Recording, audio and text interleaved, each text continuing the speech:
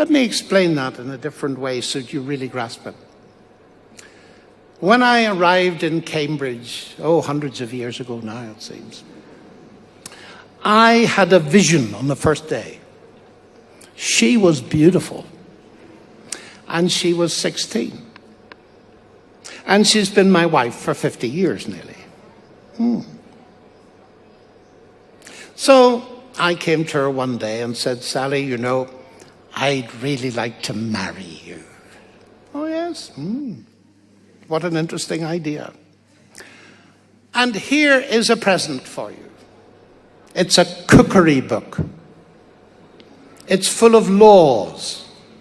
How to make entrecote and apple cake. Thou shalt take so much sugar. Thou shalt take so much flour. And thou shalt... that kind of thing.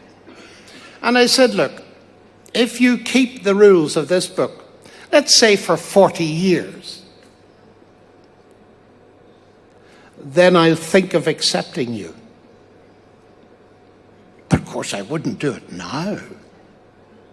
And what's more, if you do not keep the rules, I shall send you back to your mother. But why are you laughing? That's how millions of people think of God. Now listen carefully. You would not insult a fellow human being by suggesting that your acceptance of them depended on their behavior for the next 40 years. So you think God's insulting you, does he? Do you? This is crucial. I cannot emphasize this enough because it's the reason so many people have rejected Christianity, because they think it's like that. What a back-breaking burden it would be for a woman to think, I've got to do this, I've got to try, I've got to bear the burden, and if I don't get it right, he will never accept me. That is not freedom. That is utter servitude and slavery. And the Christian good news is, well, it's the same as my marriage. Do you know, I accepted her at the very beginning, and she accepted me, which is amazing. And that's the strength of our marriage. I live now to please her, not to gain her love, but because I have got it.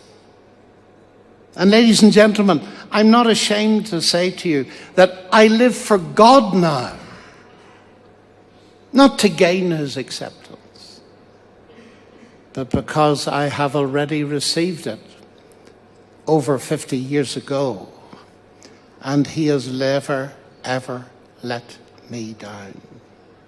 You see, the biggest thing in my universe is this, that Christ loved me,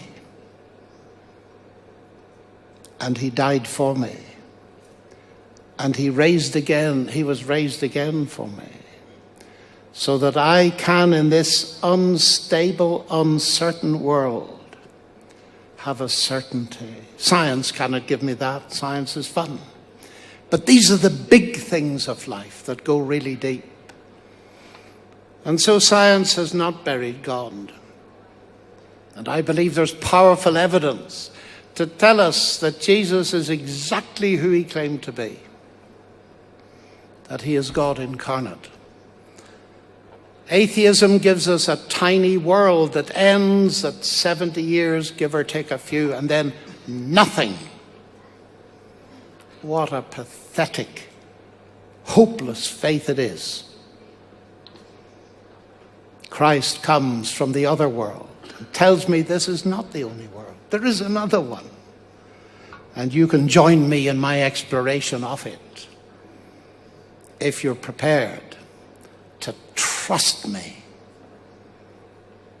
There are millions of people in the world that are working for God in the hope that he will accept them. God is interested in our work, but he's far more interested in our trust.